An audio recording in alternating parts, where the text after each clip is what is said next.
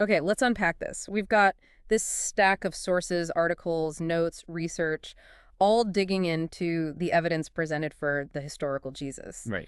And our mission today, in this deep dive, is really to sift through all that, pull out the most important nuggets, kind of like we're jurors examining the facts. Yeah, absolutely.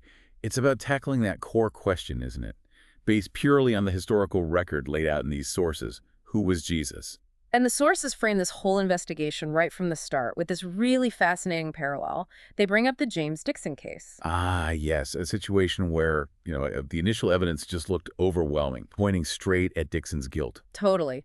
Fingerprints, a weapon found nearby, witnesses, even a motive. They describe it feeling like a noose tightening, just seemed open and shut. Exactly. The first look at the evidence was, well, incredibly compelling. Suggested a pretty straightforward conclusion. But that then, But then the sources highlight that critical turning point. Just a whisper from an informant, and suddenly they're uncovering facts that flat out contradicted that easy conclusion. right. So that gun they found. Turns out Dixon had actually hidden it before the police even showed up, not tossed it after shooting. And a witness backed that up. Then there was that detail about the powder burns on the victim, Sergeant Scanlon. Yeah, what was that again? They were concentrated inside his pocket, with the bullet hole at the bottom, which, strongly suggested the shot came from within the pocket, not fired at him. Okay, wow. So these new facts just completely blew that initial solid-seeming case apart. They did. The source author realized a confession had been obtained for something that likely didn't even happen that way.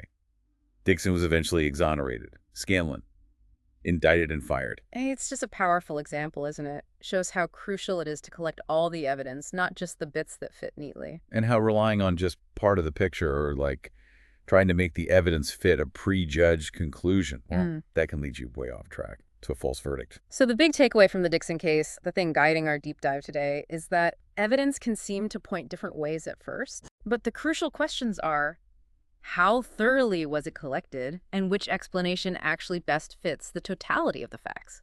All of them. Right.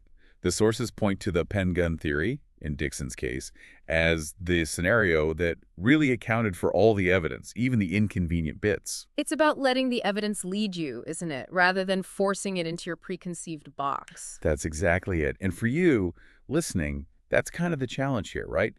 How do you approach the evidence presented in these sources about Jesus without letting your own assumptions steer the ship? Yeah, taking on that juror role. Open-minded, trying to be fair, weighing the facts, considering credibility, even when maybe those facts push against what you already believe. And just like a legal case examines different kinds of evidence, forensics, testimony, motive, all that, our sources break down the evidence for Jesus into various tests or categories.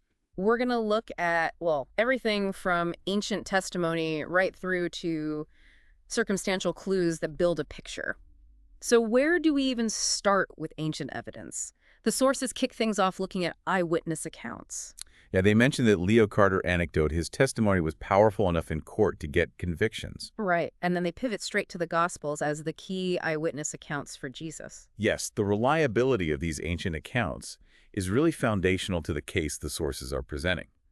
They bring in Dr. Craig Blomberg, who's a recognized authority, wrote The Historical Reliability of the Gospels. And the sources paint this great picture of him, tall, lanky, beard, glasses, the academic look. But they specifically mention his office walls aren't just books. They're covered in framed artwork from his young daughters. Oh, that's nice. A human touch. Yeah, a reminder that, serious scholarship doesn't have to be detached from real life. Definitely. Okay, so one of the first big challenges raised is about who actually wrote the Gospels. Are they really by Matthew, Mark, Luke, and John? Blomberg, in the sources, is pretty clear on this. Technically, strictly speaking, the Gospels are anonymous. The authors don't name themselves inside the text. Okay. However, the sources stress the uniform testimony of the early church tradition. Going back really, really early, it consistently attributes them to these specific guys. And they point to specific evidence for that early attribution, like Papias? Exactly. Papias is a key early witness mentioned, writing around, AD 125? Yeah. And he explicitly said, Mark carefully and accurately recorded Peter's observations and teachings about Jesus. Said Mark made no mistake, no false statement. And he also said Matthew preserved Jesus' teachings. So that uniform early attribution is presented as significant evidence for authorship. According to the sources, yes. Very significant. Another big skeptical argument, though, is the dating. The idea that the Gospels were written so late that legend had plenty of time to creep in, twist a simple wise teacher into some kind of mythological son of God. That's the core of the legendary development hypothesis, yeah. But Blomberg counters that. He says the standard scholarly dating mark may be in the 70s, Matthew and Luke in the 80s, John in the 90s. While not, immediate, that's still within the lifetimes of many eyewitnesses to the events. And crucially, that includes hostile eyewitnesses, right? People who could have easily said, hey, that's not what happened. Precisely. People who could have contradicted or corrected false stories or legends being spread. These dates really aren't all that late, he argues, when you think about how long legend usually takes to really take hold and distort things. And the sources bring in that comparison to Alexander the Great. Oh, yeah, that's a great one. The earliest biographies we have of Alexander by Arrian and Plutarch, written over 400 years after he died. 400 years. Wow. And yet, historians generally consider them trustworthy overall. Legends did develop about Alexander, sure, but mostly in the centuries after those early guys wrote. That really does put the gospel dating in perspective. Legend usually needs more breathing room, especially when people who are actually there are still around. Definitely. And speaking of early, the sources keep coming back to that creed, the one in 1 Corinthians chapter 15. Okay, why is that one so important? Well, because Paul uses language indicating he's passing on a pretty fixed oral tradition, something he himself received. Okay. And scholars date Paul's reception of this creed to within years of the crucifixion, like AD 32 to 38, maybe in Damascus or Jerusalem. It's incredibly early. So this is like practically contemporary material about Jesus? Almost, yeah. It's some of the earliest stuff we have.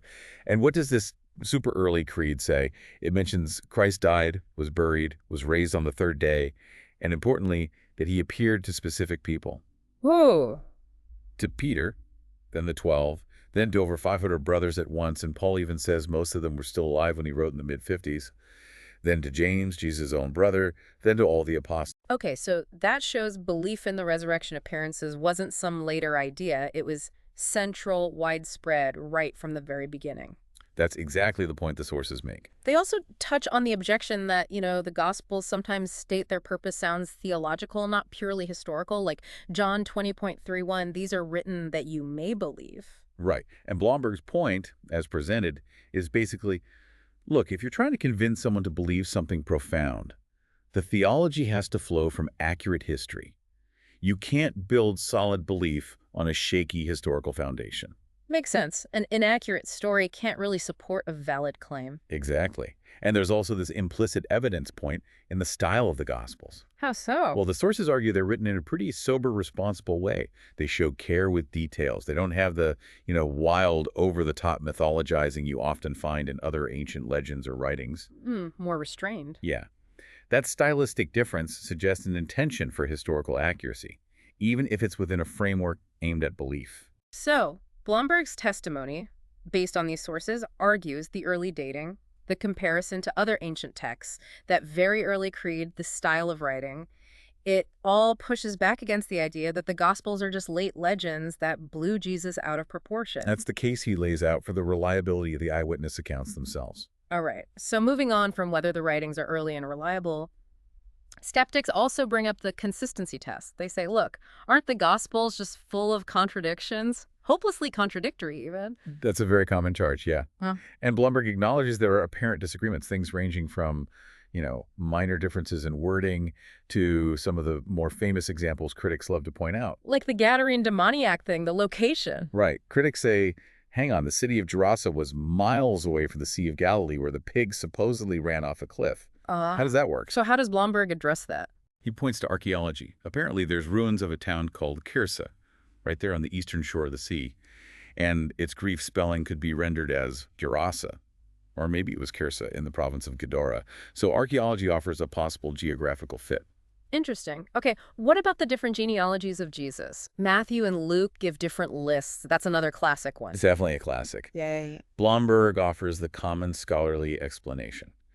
Matthew probably gives Joseph's lineage, which was important for tracing the royal line through the legal father, fitting Matthew's Jewish focus. Okay. Luke, on the other hand, likely traces Mary's lineage. And since both Joseph and Mary were descendants of David, The lines eventually converged further back. Right, so different purposes, different lines, but not necessarily a flat contradiction. That's the argument. Those are specific attempts to reconcile apparent differences. But one of the strongest arguments Blomberg makes for authenticity, according to these sources, comes from what he calls embarrassing details. Embarrassing details. Tell me about that. This is a really interesting point. He basically argues, look, if the gospel writers were just making stuff up, creating a legend to make Jesus look perfect or divine, they would have conveniently left out any bits that raised awkward questions or were theologically inconvenient. Like, what kind of details are we talking about? Well, things like Jesus claiming the authority to forgive sins, which, for a first-century Jew, only God could do, or him accepting prayer and worship, or stating that final judgment depends on how people react to him. That sounds incredibly arrogant if he's just a human teacher. Yeah, that would definitely raise eyebrows back then. Absolutely. Yeah. And specific examples he gives are Jesus being baptized by John. Why would a sinless Messiah need baptism for repentance? Or his cry from the cross, my God, why have you forsaken me?" Oof. Yeah, that sounds more like weakness or despair, not divine power. Precisely. So Blomberg's argument is, if these writers didn't feel free to omit details that were inconvenient, details that raised tricky questions, things it would have been more convenient to just leave out, then is it really plausible they just outright fabricated other material with no historical basis, especially the stuff designed to elevate Jesus? It does seem counterintuitive. Fabricators usually smooth out the rough edges, don't they? They don't add things that make their story harder to believe or defend. That's exactly his point. His conclusion is a confident detail. I'd say not. The presence of these embarrassing details, according to the sources, actually argues for the authenticity and honesty of the accounts, not against them. So the takeaway is the Gospels might have apparent disagreements, but they're not necessarily hopelessly contradictory, and the awkward bits might actually lend them credibility as truthful reports. That's the case presented based on internal consistency. Now, beyond just looking inside the ancient writings themselves, how do they hold up against external evidence? All right, the corroboration test. Exactly. Do the people, places, events mentioned actually check out with independent sources, like history and archaeology? This is like, checking the map of the ancient world against what the Gospels say. And the sources bring in Dr. Edwin Yamauchi here, highly regarded historian, archaeologist. Yeah, they mention his background, degrees from places like Brandeis, expertise in Mediterranean studies, humble beginnings, encouraged by his mother. So Yamauchi's role is to assess, does archaeology actually affirm or undermine the New Testament accounts? The premise being, if an ancient writer gets the little details right time after time, minor mentions of people, places, titles, it boosts confidence in their reporting on bigger things that are harder to cross-check. Makes sense. So what's his quick answer? Affirm or undermine? He states it pretty unequivocally. The credibility of the New Testament is enhanced by archaeology. Enhanced. Okay, that's strong. Got an example from the sources. Yeah, a great one is from Luke chapter 3, verse 1. Right. Luke mentions Lysanias as tetrarch of Abilene around AD 27. Okay. For a long time, critics said, nope, Luke got it wrong. There was a Lysanias, but he ruled Chalcis decades earlier. But then archaeology uncovered an inscription dated to the time of Emperor Tiberius, AD 1437, and it names another Lysanias as tetrarch right there in Abila near Damascus, just like Luke wrote. Wow. So Luke was shown to be exactly right on that tiny historical detail. Exactly right. And the sources cite another prominent archaeologist who apparently went through Luke's writings acts, mostly, and checked all his references to like 32 countries, 54 cities, 9 islands, found not a single mistake. Not one. That's incredible accuracy for ancient history. That kind of meticulousness and small details really does lend weight when Luke talks about investigating the more important matters, like the resurrection, carefully and presenting many convincing proofs. It builds confidence in the writer's overall reliability. Yeah. Yeah. The sources mention other skeptical points addressed too, like challenges to locations in John's Gospel or Mark's geography. Oh yeah, the critic claiming Mark's route from Tyre through Sidon to the Sea of Galilee was ignorant because it goes directly away. Right. While the expert's specific response to that point isn't detailed, the overall theme presented is that archaeology has, time and again, tended to vindicate the New Testament details that critics questioned. What about Nazareth? That's another one skeptics bring up, right? Saying it wasn't even a place in Jesus' time because it's not mentioned in the Old Testament or by Josephus. Yeah, that's been raised. But the sources cite archaeologist John McRae, saying that among archaeologists, there's never really been a big doubt about the location of Nazareth. He kind of puts the burden of proof back on the disputers. And even a skeptical source they mention, Ian Wilson, apparently concedes that pre-Christian remains found under the Church of the Annunciation in Nazareth suggest that Nazareth may have existed in Jesus' time, even if it was small. So archaeology seems to support its existence even if it wasn't, a major metropolitan center mentioned everywhere. Okay, so archaeology corroborates places, people, titles. What about non-biblical historical sources? Do they mention Jesus or early Christianity? Oh, absolutely. The sources discuss several key ones outside the Bible itself. Josephus, the first-century Jewish historian, mentions Jesus. Right, the famous Testimonium Flavianum, isn't that one debated? It is controversial, yeah. Scholars argue about its full authenticity, suggesting later Christian scribes might have tweaked it a bit. But Yamaji still calls it a fascinating passage, which, on the surface at least, provides sweeping corroboration of Jesus' existence and impact. Okay. Then there's Tacitus, the Roman historian, writing around AD 115. Tacitus is hugely significant because he's Roman, writing independently. He talks about Nero persecuting Christians as scapegoats for the big fire in Rome in AD 64, and he explicitly states, their founder, Christus, was executed by Pontius Pilate during Tiberius's reign. So he confirms the founder, the execution, the governor, the emperor, and the early existence of Christians in Rome. Key details. Absolute key details, confirmed by a non-Christian source, and then there's Pliny the Younger. The Roman governor writing to Emperor Trajan. Yeah. His letters give this amazing snapshot of early Christian practices around AD 112. He's asking Trajan how to handle Christians he's arrested. He reports they met regularly before dawn on a fixed day to chant verses alternately amongst themselves in honor of Christ as if to a god. And he notes they bound themselves by oath not to commit crimes, but actually to abstain from theft, robbery, adultery, things like that. So Pliny corroborates they worshipped Christ as God very early on, and also that they were known for their high moral standards. Exactly.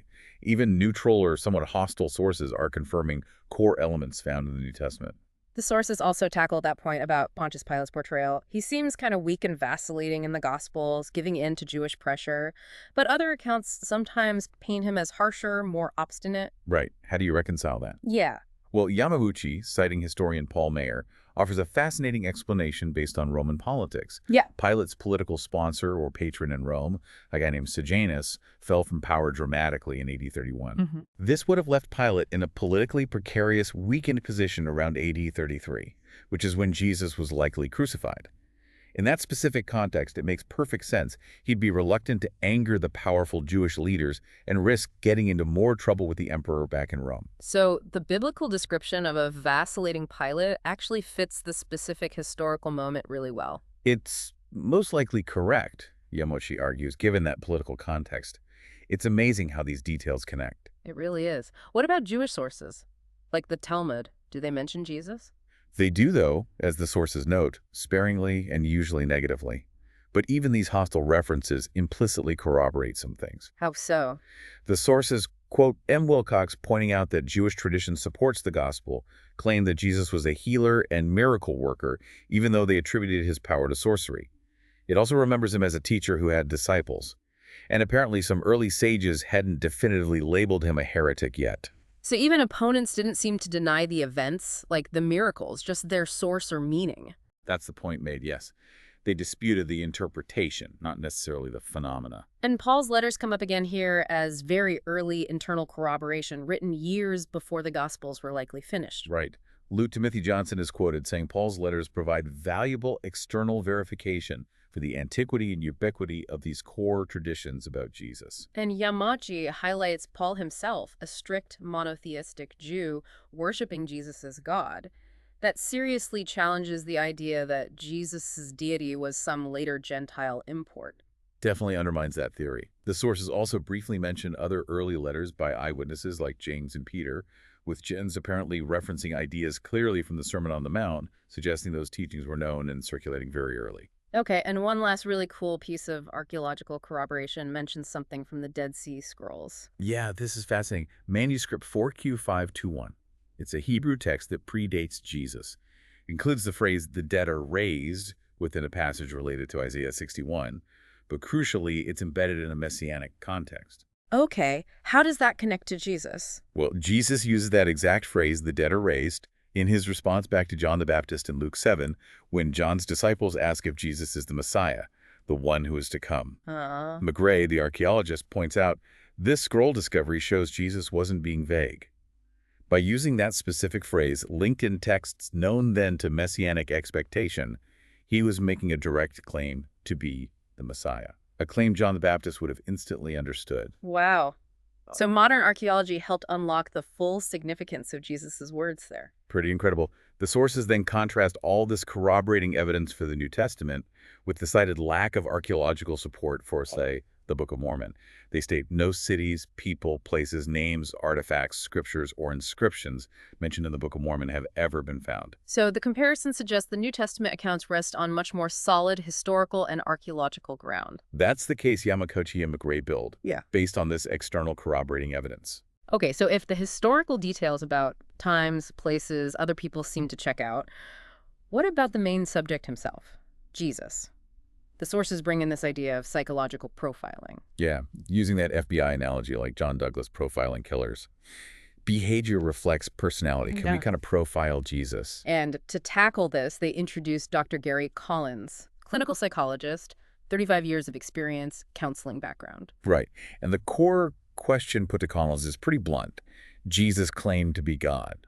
Was he crazy? Like, the guy in the mental institution claiming he's president. How does Collins respond to that? His response is really critical to the source's argument. He Here's says the- you can't just evaluate the claim in isolation. You have to ask, was it backed up by credible evidence? He notes that the people back then who did call Jesus demon-possessed or crazy, like in John 10:20, Uh-huh. they were reacting because his claims and actions were just so far beyond their understanding of the norm. It wasn't because he was showing actual symptoms of, like, schizophrenia or clinical delusion. And didn't others immediately push back, even in the text, saying things like, these aren't the sayings of a demoniac, can a demon open the eyes of the blind? John 10:21. Exactly. There was immediate debate, even among the crowds. Collins uses that president analogy himself. If the actual president claims to be president, it's not crazy. Why? Because there's confirming evidence all around the White House, the Secret Service, people accepting his authority. So what did the sources present as the confirming evidence backing up Jesus's claims? They list things like his amazing healings performed publicly, often undeniable even by opponents, his astounding power over nature, like calming storms, walking on water, his teaching, which was seen as transcendent, unprecedented, his divine insights into people's thoughts and lives, and then ultimately his resurrection. These are presented as the credentials, the evidence backing the claim. Okay. The sources then tackle skepticism about the miracles themselves, like Charles Templeton suggesting maybe they were just hypnosis or lucky coincidences. Collins pushes back on that. He emphasizes the miracles were mostly public events done before crowds. And critically, even non-believers at the time didn't usually deny the events happened. They disputed the source of the power, right? Accusing him of sorcery, using demonic power. So they acknowledged something unusual happened, they just explained it differently. Exactly. What about the exorcisms? Couldn't those just be, psychosomatic healings, things psychology could explain today? Collins acknowledges, yeah, maybe in some cases, if someone had a psychological issue rather than a spiritual one. But then he points to accounts like Jesus sending demons into a herd of pigs who then rush off a cliff. How does psychosomatic healing explain that? Good point. Doesn't really fit. No. He also mentions C.S. Lewis's point about the two errors regarding demons, either complete disbelief or an unhealthy obsession. And interestingly, he notes that some psychologists today are starting to recognize there might be phenomena that go beyond purely naturalistic explanations. So based on his 35 years of clinical experience, what's Collins's bottom line on Jesus's mental state or intentions? He concludes pretty firmly. Jesus wasn't intentionally deceptive, not a fraud, and he wasn't mentally impaired or delusional. Therefore, Collins states, if he claimed to be God, and that claim was backed up by the evidence presented, well then, it was the truth. Okay, that covers the psychological profile. But then, what kind of God was he claiming to be? This leads into a more theological profile, and the sources bring in Dr. D.A. Carson. Described as a distinguished theologian, reads a dozen languages, huge expertise. Right, and challenges are raised here based on certain Bible verses that skeptics often highlight, like Colossians 1:15, calling Jesus the firstborn over all creation. Some take that to mean he was a created being, a lesser God. How does Carson handle that one? He really hammers on the importance of context. He has that great line, a text without a context becomes a pretext for a proof text. Yeah, good one. Isn't it? He explains, firstborn here likely means supreme heir, or the one with preeminence, rank, authority, not necessarily the first one literally created. And he points right to Colossians 2:9 in the same letter, which says, in Christ all the fullness of the deity lives in bodily form. The author wouldn't fundamentally contradict himself like that. Okay, context is key. What about John 14:28? Jesus says, the Father is greater than I. That sounds like he's admitting inferiority. Carson again says, look at the context. Jesus is talking to his disciples who are upset he's leaving. He says essentially, if you love me, you'd be glad I'm going back to the Father, because the Father is greater than I.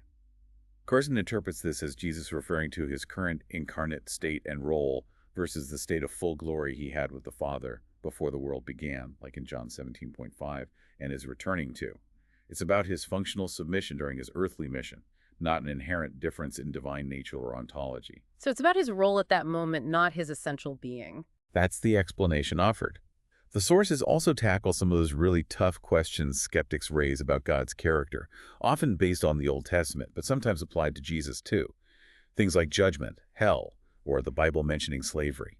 Judgment and hell can sound pretty harsh, even vicious. Carson addresses this by noting the Bible actually talks about different degrees of punishment, suggesting it's not arbitrary. He also offers a challenging perspective. If God simply removed all restraint on human evil and rebellion in some place, we would essentially create hell ourselves through our own choices.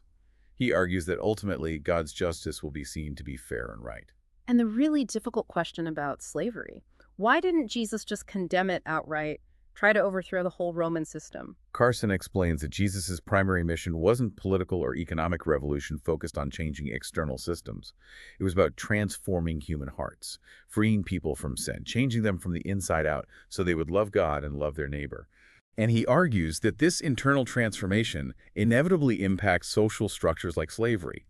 He uses Paul's letter to Philemon about the runaway slave Onesimus as an example. Paul doesn't tell Philemon to lead a slave revolt, which could have gotten Onesimus killed.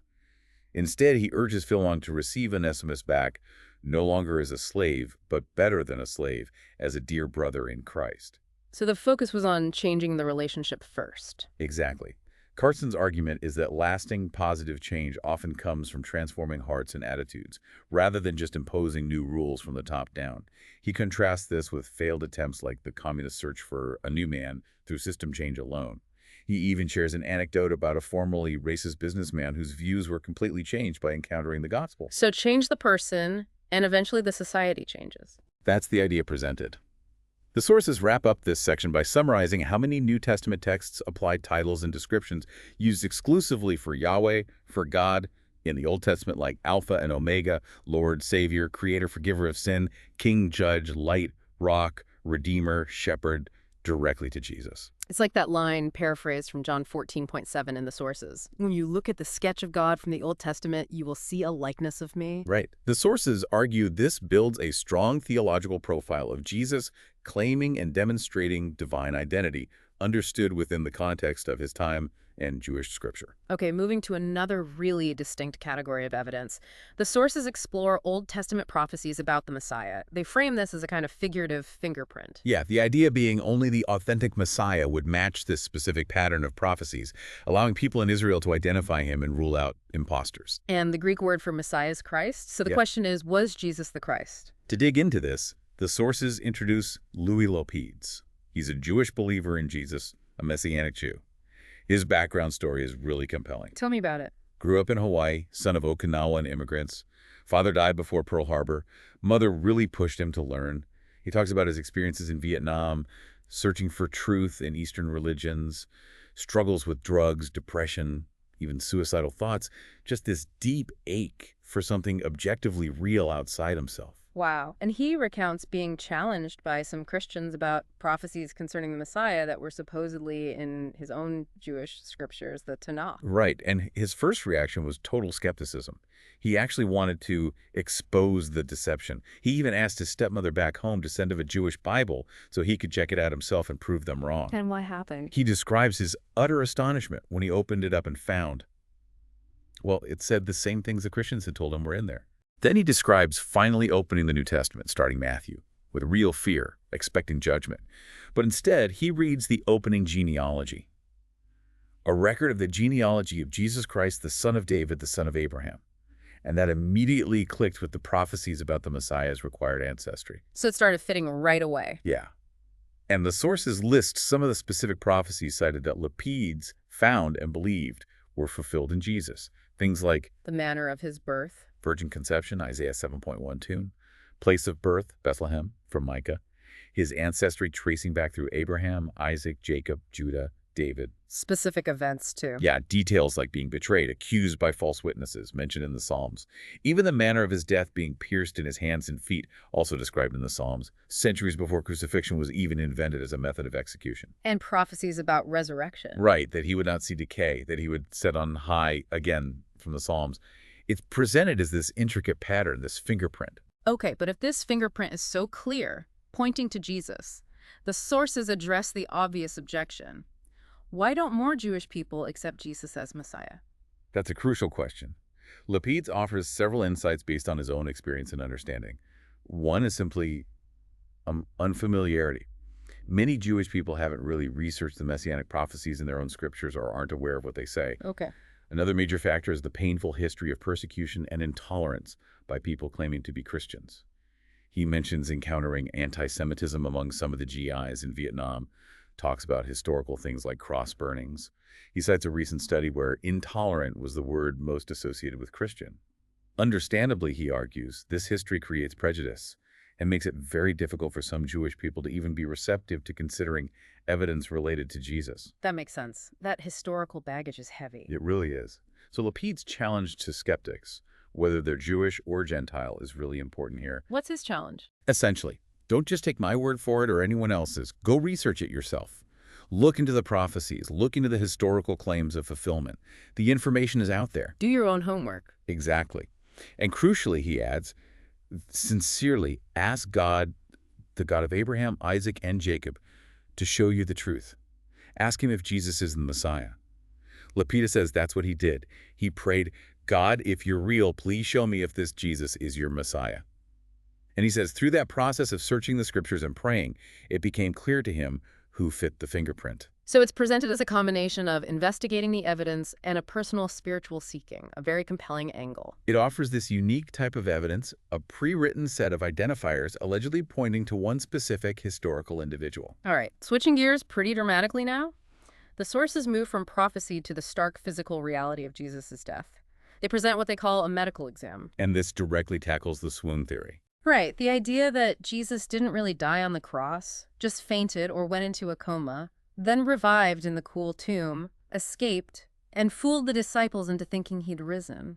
A theory that, as the sources note, keeps popping up in popular books and online, even though scholars pretty much dismissed it centuries ago. So, to thoroughly debunk this, they bring in Dr. Alex Metherell. He's both a physician and an engineer. And the sources describe him having this scientific reserve, very professional, as he details the grim medical realities of Roman execution.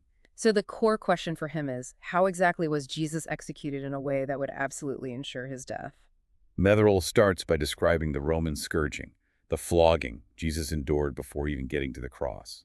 This wasn't just a simple whipping. No, it was brutal, using a cat-o'-nine-tails type whip, often with bits of bone or metal embedded in the leather strands, designed to rip flesh. He says it would set up the skin to be extremely fragile, tearing deep into skeletal muscles, producing, quote, quivering ribbons of bleeding flesh. He says it could even expose the spine, muscles, sinews, bowels. Many victims died from the scourging alone. Just from that, wow. Yeah, it caused incredible pain and, crucially, hypovolemic shock. Hypovolemic shock, what is that exactly? He explains it's a critical condition caused by severe blood and fluid loss. Your blood volume plummets. The heart races trying to compensate, blood pressure drops, which can lead to fainting or collapse. The kidneys shut down, stop producing urine, and the body becomes intensely thirsty. Jesus was likely already in serious shock before being crucified. Okay. Then came the crucifixion itself. Right, laid down on the ground, hands or wrists nailed to the horizontal beam, the patibulum. Metherell describes the pain from the nail crushing or damaging the median nerve in the wrist hand as absolutely unbearable. And that's where the word excruciating comes from. Exactly, literally out of the cross. That's the root of the word, reflecting the unique agony of his torture. And how did people actually die on the cross? It wasn't always just blood loss, right? Often it was suffocation, asphyxiation. Hanging suspended like that makes it incredibly difficult to exhale. To get a breath out, the victim had to push up on their nailed feet, agonizing, or pull up on their nailed wrists. Just to breathe. Just to breathe. Eventually, exhaustion would set in. They couldn't push or pull anymore. The diaphragm would seize up. The lungs couldn't empty, and they'd suffocate. That's horrific. The sources also discuss the spear thrust into Jesus' side after he seemed to be dead. John's gospel mentions blood and water coming out. Right, John 19.34. Metherell offers the medical explanation. The spear likely went through the right side, between the ribs, piercing the right lung, and then into the heart. When the spear was pulled out, it would release first the pericardial effusion. That's a clear fluid that can build up around the heart in cases of trauma or heart failure, and pleural effusion, clear fluid in the chest cavity around the lung. Then would come a large volume of blood from the punctured heart chamber and lung. But wait, the sources note John said blood and water, blood first. Metherell's explanation sounds like fluid first, then blood. Is that a contradiction? Metherell addresses that. Citing Greek scholars, he explains that word order in ancient Greek wasn't always strictly chronological like in modern English. It was often determined by prominence or emphasis. Since there was likely a larger volume of blood than clear fluid, blood might have been mentioned first for emphasis, even if the fluid came out first. So it's consistent with the medical reality. Interesting linguistic point. What about skepticism over whether nails were even used? Some suggest ropes were more common. Metherell states pretty clearly that archaeology has established the use of nails in Roman crucifixions. He points to that specific 1968 discovery in Jerusalem of the skeletal remains of a crucified man named Johannan. Oh yeah, you mentioned him. Right, he still had a 7-inch iron nail driven through his heel bones, with fragments of olive wood attached from the cross. Metherell calls this excellent archaeological confirmation that nails were indeed used, just as the Gospels describe for Jesus. So the medical and archaeological evidence paints a picture of a brutal, fatal process, confirming details like nails. So bottom line, could Jesus possibly have survived all this, faked his death, and escaped, like the swoon theory proposes? Metherell's answer, according to the sources, is absolutely definitive. Impossible. A fanciful theory without any possible basis in fact. He says no competent physician, ancient or modern, looking at the evidence of the scourging and crucifixion could conclude survival was remotely possible. Okay, but just pushing the hypothetical one last step, IF, by some miracle against all odds, Jesus had survived. Somehow got unwrapped from the burial cloths, rolled away that massive stone, snuck past Roman guards. What physical shape would he have been in? Metherell's description is stark. He'd be utterly brutalized, bleeding profusely from gaping wounds in his back, hands, feet, side.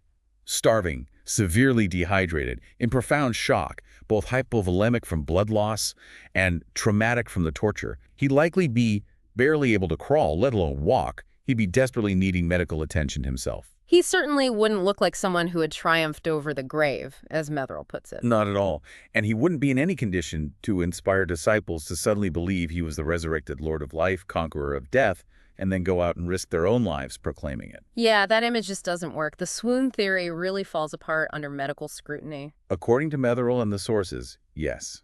He convincingly establishes Jesus died by crucifixion. That completely removes the medical possibility of the swoon theory. Okay, so if the body was definitively dead, the next question is, where did it go? This brings us to the scene of the crime, the missing body. And the sources contrast this with something like the Helen Brock missing person case, where a missing body meant an unsolved murder. With Jesus, the claim isn't just a missing body, but an empty tomb followed by him being seen alive. Big difference. Right. And this section features Dr. William Lane Craig, internationally known scholar, philosopher, theologian, specialist in the resurrection. And the skeptical claim addressed here comes from scholars like John Dominic Crossan, part of the Jesus Seminar Group. Their idea is that crucified criminals were usually just dumped in common graves or left for animals. Yeah. So Jesus' body was probably just eaten by wild dogs, never placed in a tomb at all. How does Craig respond to that? He pushes back hard, saying that theory just doesn't fit the specific historical evidence presented in the sources for Jesus' burial. He offers several lines of evidence supporting the claim that Jesus was, in fact, buried in a tomb. Let me guess. First point involves that 1 Corinthians 15 creed again. You got it. That incredibly early source, dating within just years of the crucifixion, explicitly states Jesus was buried. Burials was part of the core primitive tradition, not a later invention. Okay, second point. The Gospel of Mark. Yes, Mark is widely considered the earliest gospel. And while much of it seems like collections of short stories or sayings, the Passion narrative, the story of Jesus' last week, trial, crucifixion, burial, reads like a continuous, coherent account. Scholars think Mark likely got this narrative from an even earlier source. Meaning the burial story itself is rooted in very, very early tradition. Exactly. Third point, the specific person named is burying Jesus. Joseph of Arimathea. Right. He's identified as the one who took the body and put it in his own new tomb. Now, Joseph was a member of the Sanhedrin, the Jewish ruling council that had condemned Jesus. He was a prominent known figure. So naming him wasn't like naming some random guy. No. It makes this story much harder to just invent, because he was a real person whose actions could potentially be checked or disputed by others at the time. And he took a huge risk identifying with a condemned criminal like Jesus. Craig argues this specificity strongly suggests the burial account is factual. What about Matthew's account of guards being placed at the tomb? Do the sources rely on that? Craig, as presented, doesn't lean heavily on the guard story as primary evidence, but he does argue there's evidence for it being an early tradition. He points to the very early debates between Jews and Christians about the resurrection. How so? The fact that the standard Jewish explanation became the disciples stole the body, and the Christian counter was the guards would have stopped them, and the Jewish response was the guards fell asleep, and the Christian retort was the guards were bribed. This whole back-and-forth argument actually presupposes that both sides accepted the empty tomb and the story of the guards as part of the early narrative being debated. It suggests the guard story has some historical basis. And the sources mentioned there was precedent for Roman guards reporting to Jewish leaders, like at Jesus' arrest. Right. So, while maybe a secondary detail compared to the burial itself, the guard story isn't historically implausible in that context. The empty tomb remains the stronger, more widely attested core point. Okay, but the sources do address those apparent contradictions between the Gospels about the empty tomb discovery, right? Differences in who arrived when, how the stone was rolled, number of angels. Yes. Craig's perspective on this, as presented, is that these are variations in secondary details, which is actually common when you have multiple eyewitness accounts of the same complex event. A careful historian looks for the reliable core of the story. And the core here is? The core is consistent and solid across all accounts. The tomb where Jesus was buried was found empty shortly afterward, and this discovery was first made by a group of his women followers. The minor discrepancies in peripheral details wouldn't invalidate the core account for a serious historian. Okay, but then there's that objection from skeptics like Michael Martin. The women witnesses were friends of Jesus, followers. They weren't objective observers, so their testimony is suspect. This is where Craig makes a really powerful counterargument. One that, according to the sources, actually backfires on the skeptic. How? He points out the incredibly low status of women's testimony in first-century Jewish culture. Often, it wasn't even admissible as legal evidence in court. The Mishnah confirms this. Given that social reality, Craig argues, the disciples would never have invented a story where women were the primary first witnesses to the empty tomb if it wasn't actually true. Why not?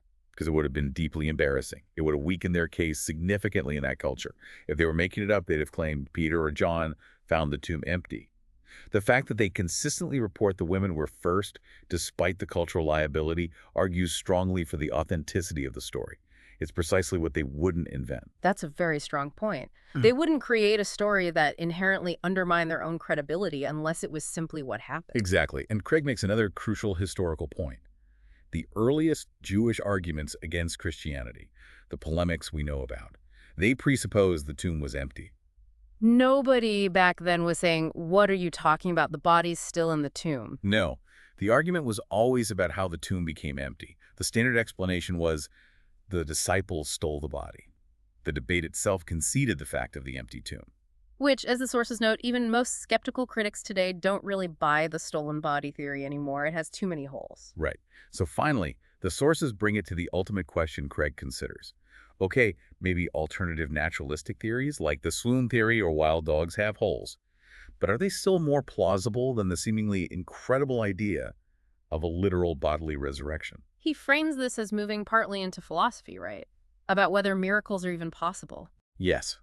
He acknowledges that becomes a philosophical question about your worldview.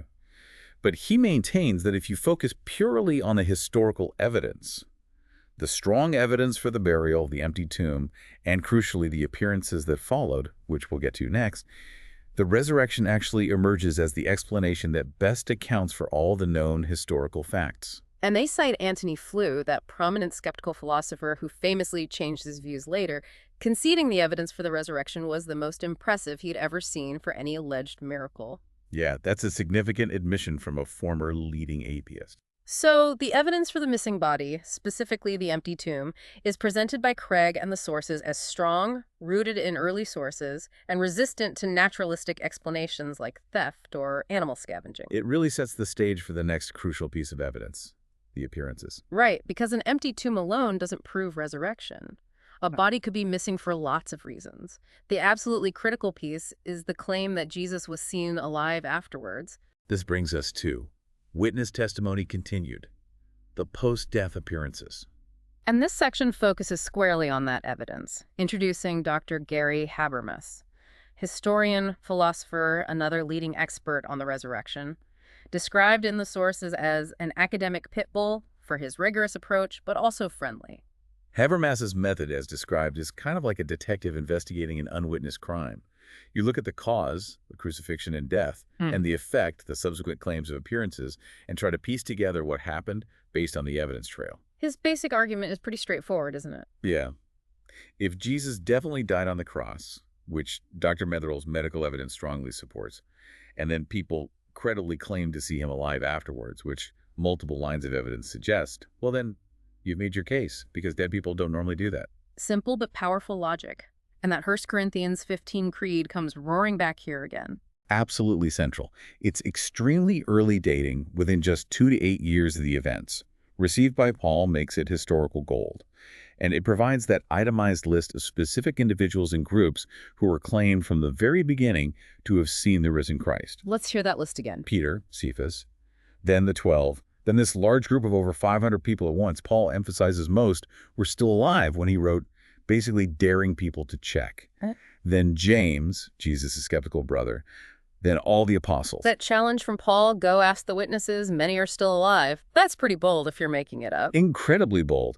In AD 55 to 57, when he's writing 1 Corinthians, those witnesses were apparently known and accessible. The sources address the mystery of the 500, though. That specific mass appearance isn't detailed in the Gospels. Skeptic Michael Martin uses this absence to cast doubt on Paul's reliability. Habermas counters that Paul's confident challenge implies this was a known, reported event within the early community, vouched for by numerous living witnesses. Just because the gospel writers focus on other specific appearances doesn't negate this very early testimony from Paul about a major group appearance. It's independent, early evidence. Okay, what about the Mark's missing conclusion issue? The fact that the oldest copies of Mark's Gospel seem to end at 16.8, with the women finding the empty tomb and being afraid, but without describing any actual appearances. Habermas argues Mark definitely believed in the resurrection. His gospel ends right after the angel tells the women Jesus is risen and will appear to the disciples in Galilee, just as he promised, Mark 16.7. The later accounts in other gospels confirm appearances did happen. Habermas suggests Mark might not have intended to provide an exhaustive list of appearances. Perhaps ending with the empty tomb and the promise of appearances fulfilled his specific purpose. And the differences between the appearance accounts we do have in Matthew, Luke, and John, they don't all list the same encounters in the same order or location initially. Doesn't that suggest contradiction or unreliability? Habermas points out that these kinds of variations in secondary details are actually expected when you have multiple independent accounts of complex, startling events. It's common in reliable ancient historical reporting. What's important is the consistent core claim. Jesus appeared alive after his death. And he argues against the idea that these are just legends developing. Right. He stresses that legends typically take much longer, usually multiple generations, to develop, become distorted, and solidify into accepted tradition, especially when numerous eyewitnesses, both friendly and hostile, are still around. The early dating of the core beliefs, especially the first Core 15 creed, just doesn't fit the timeline for legendary development. Legend explains how stories might get bigger or change over centuries, not how a radical belief like this originates and takes hold almost immediately among eyewitnesses. Habermas uses this minimal facts approach, right? Focusing on points even critical or skeptical scholars generally accept as historically true. Exactly. He lists key facts supported by a very broad consensus of scholarship. 1. Jesus died by crucifixion. 2. His disciples sincerely believed they saw him alive after his death. Their transformation is undeniable. 3. The skeptic James, Jesus' brother, suddenly converted based on a claimed appearance. 4. The persecutor Paul dramatically converted based on a claimed appearance. 5. The tomb was empty. Even scholars who don't personally believe in the resurrection often grant those historical points. Many do, yes. They might disagree on the explanation for those facts, but they often concede the historical reality of the disciples' belief, the conversions, and the empty tomb. Habermas cites theologians and historians like Carl Brighton and Michael Green, affirming the strong historical evidence for the appearances themselves. Okay, so if the appearances are attested by early sources and transformed lives, what about the alternative explanations skeptics offer? The sources list hallucinations, legend, and conspiracy. Habermas argues none of these adequately explain all the minimal facts. Hallucinations. Doesn't work for group appearances like the 500 plus. Doesn't fit the physical sounding language used, eating, touching. Doesn't explain appearances to diverse people in different states of mind, including skeptics like Paul and James. Hallucinations are typically individual, private events. Legend. Too slow. As we discussed, the core belief and detailed creed appear far too early for legend to be the explanation, especially with eyewitnesses around. Conspiracy. The disciples stole the body and lied. Habermas finds this psychologically implausible. Why would they die a horrific martyr's death for something they knew was a lie? It also doesn't explain the empty tomb. Authorities could have produced the body. Or, crucially, the dramatic, life-changing conversions of former enemies like Paul and skeptics like James based on claimed appearances. They wouldn't likely join a conspiracy they knew was false. So Habermas's conclusion, as presented, is that these alternative theories just don't fit the cumulative evidence of the death, the empty tomb, and the multiple, varied early reports of appearances that transformed lives. The evidence for the post-death appearances, especially rooted in that very early creed and the undeniable transformation of the first followers, is presented as a cornerstone of the overall case. Okay, so we've covered a lot. Eyewitness testimony, consistency, external corroboration, profiling, prophecy, medical evidence, the empty tomb, the appearances. Now, the sources build what they call a circumstantial case. Right. This isn't about direct eyewitness testimony to the resurrection event itself, but rather looking at undisputed historical facts and events surrounding it that strongly point towards it, like bricks building a solid foundation. The sources use that analogy of the Timothy McVeigh conviction for the Oklahoma City bombing, largely based on circumstantial evidence like receipts, phone records, a vehicle key, stuff that when put together built an undeniable case. Exactly. And to discuss the circumstantial evidence for the resurrection, the sources interviewed Dr. J.P. Moreland. He's a philosopher, degrees in both philosophy and theology. And Moreland's challenge, as laid out, is to provide 5 pieces of circumstantial evidence, facts generally not disputed even by critical historians that convince him Jesus rose from the dead. What's the first piece? The first piece is the willingness of the disciples to die for their claims. How is that circumstantial evidence? Moreland argues the disciples were in an absolute unique position. They weren't just believing something they heard third hand. They claimed they had personally seen, talked with, even eaten with the resurrected Jesus. They knew firsthand whether it was true or not. Okay. And these same men went on to proclaim this message, facing intense opposition, persecution, torture, and ultimately horrific executions without recanting. And the crucial distinction here is Moreland stresses this point, which the source author found pivotal.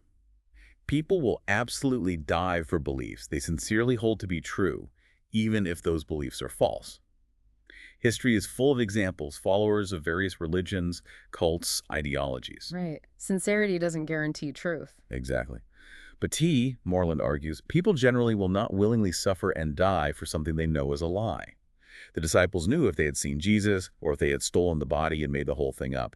He was their willingness to endure martyrdom points powerfully to their own conviction based on first-hand experience, not a deliberate deception. That distinction between dying for a sincere belief versus dying for a known lie is key. Okay, second piece of circumstantial evidence. The conversion of skeptics and enemies. We touched on this with Habermas, Paul, and James.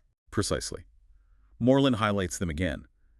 Why did Paul, this zealous persecutor, actively trying to destroy the early church, do a complete 180-degree turn?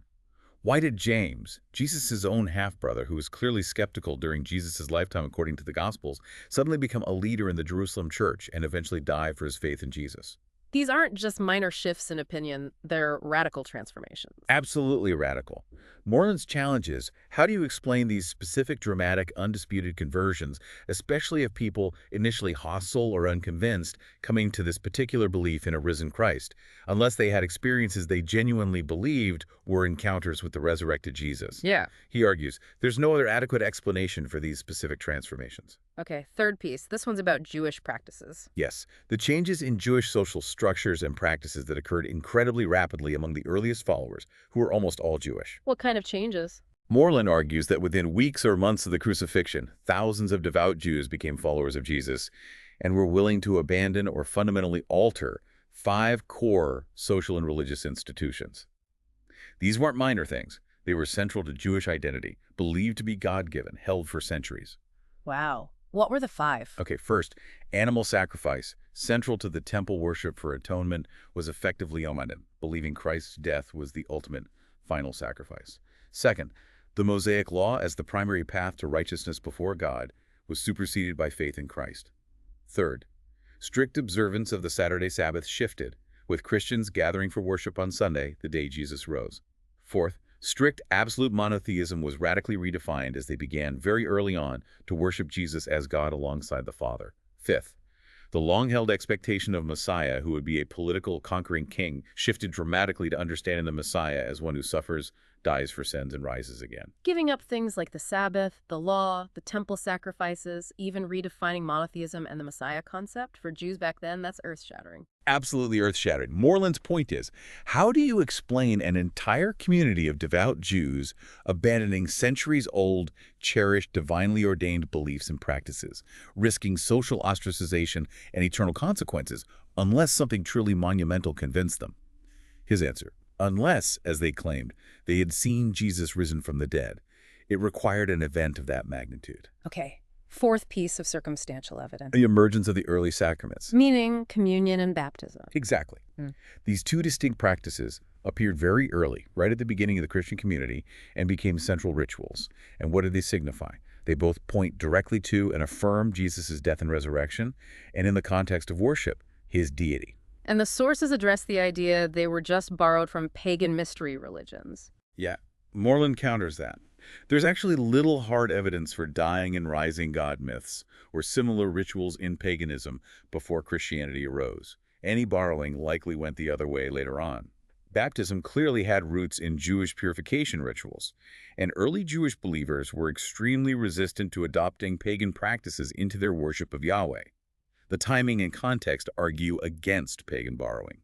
So these uniquely Christian rituals, emerging immediately and focused on Jesus' death and resurrection, are presented as more circumstantial evidence tied directly to those events. Yes. And the fifth piece, The big picture. the astonishing emergence and spread of the church itself. Just the fact that Christianity even survived, let alone exploded. Right. Major cultural shifts need explanations. The Christian church didn't just start. It began immediately after the shameful execution of its leader by the Roman Empire, and it spread like wildfire. The sources note it reached the very heart of the empire, Caesar's palace in Rome, within maybe 20 years. Despite intense persecution. Intense, often brutal persecution for centuries. And yet, it eventually outlasted and overtook the mighty Roman Empire itself, not to mention countless competing philosophies and religions. Moreland uses that striking visual. If you were a Martian visiting Earth around AD 50, who would you bet on to shape global culture 2,000 years later? The Roman Empire, or this tiny persecuted sect following a crucified carpenter from Galilee. Yeah, the smart money would not have been on the Christians, yet here we are, naming kids Peter and Paul and dogs Caesar and Nero. Exactly. He quotes that famous line from Cambridge scholar C.F.D. Moule, "If the coming into existence of the Nazarenes rips a great hole in history, a hole the size and shape of resurrection, what does the secular historian propose to stop it up with?" Meaning the sheer existence and unlikely triumph of the early church is itself a massive historical phenomenon demanding a powerful explanation. Moreland argues the resurrection is the best fit. That's his case. He also briefly mentions his own personal experience, answered prayers, changed life, things he can't explain naturally, not as primary proof for others, but as a confirming piece for him personally, after becoming convinced by the historical evidence. Like, if the historical evidence points to a living Christ, it invites you to test that reality personally, and the results of that test can then confirm the history. Kind of, yeah. It's presented as a potential reinforcing layer. So this circumstantial evidence, these undisputed historical facts like the disciples' martyrdom, the skeptic conversions, the radical changes in Jewish practice, the early sacraments, the church's explosion, Moreland argues they all point compellingly towards the resurrection as the most plausible explanation. It moves beyond just analyzing texts to looking at the undeniable ripple effects in history that demand an adequate cause. Okay. So, listener, wow. We have journeyed through a lot of evidence in this deep dive. We've acted like jurors, examining different categories. We looked at the eyewitness testimony in the Gospels, their consistency, the external corroboration from archaeology and other historians. We looked at the psychological and theological profiles of Jesus himself, that unique fingerprint of prophecy, the hard medical evidence for his death, the evidence for the empty tomb, the powerful claims and evidence for his post-death appearances. And finally, that compelling circumstantial case built on the transformations and events that followed. And throughout, we kept coming back to that lesson from the James Gixson case, didn't we? Evidence can sometimes seem confusing at first, but the real key is finding the explanation that best fits the totality of the facts after a thorough investigation. Which explanation makes the most sense of all the pieces, not just some of them? The conclusion presented very strongly in these sources is that the cumulative weight of the evidence is, well, overwhelming. The author describes being ambushed by the amount and quality of it. According to these sources, the evidence points unmistakably away from theories like a slow, legendary development deifying a wise teacher over many decades or centuries. Yeah, the argument made consistently through these different angles is that the evidence, when you look at it all together, converges powerfully on the conclusion that Jesus was who the earliest Christians claimed him to be, the risen Son of God. And the sources briefly touch on the massive implications if that conclusion is actually true. What follows from that? They list things like finding an unwavering moral foundation for your life, having access to a living, personal relationship with the God who made you, possessing a genuine hope for life beyond death, eternal life, tapping into divine power for guidance, help, and transformation right now, finding deep comfort in suffering, knowing God himself experienced it through Jesus, believing there's someone ultimately powerful who has your absolute best interests at heart, and recognizing that as the Creator who claimed deity and conquered death, he has a rightful claim on our allegiance, obedience, and worship. Those are profound implications, flowing directly from the historical claims. Huge implications for how you view reality and live your life. The sources then bring up that idea of moving beyond just intellectual agreement, beyond just saying, okay, the evidence looks strong. They reference John 1, verse 12. Yet to all who received him, to those who believed in his name, he gave the right to become children of God. It's presented almost like a simple equation they mention. Believe plus receive, become. Yeah, the idea being it's not just about mentally assenting to the historical facts, but about personally receiving Jesus based on who the evidence suggests he is. Yeah. Entering into that relationship, being adopted into God's family. And the source author describes his own experience after taking that step, saying his priorities, his values, his character fundamentally changed over time, becoming what the Bible calls a new creation, feeling like he was genuinely not the same person he used to be. It's offered as that kind of tangible, personal outcome that resonates with and perhaps confirms the historical claims about a living, transforming Christ. So, listener, you've sat through the trial, so to speak. You've been presented with the case, examined all these different categories of evidence laid out in the sources, heard from the experts cited. You've weighed the arguments. You've seen how the different pieces potentially fit together: the testimony, the corroboration, the profiling, the prophecy, the The medical facts, the empty tomb, the appearances, the circumstantial case. The verdict ultimately has to be yours alone. You're the juror here. You've weighed the cumulative evidence as presented in these sources. So here's the final provocative thought for you to mull over, building on everything we've explored in this deep dive. Is the case presented in these sources conclusive for you? Based on what you've heard, what explanation truly best fits the totality of the evidence you've now examined? Something to think about.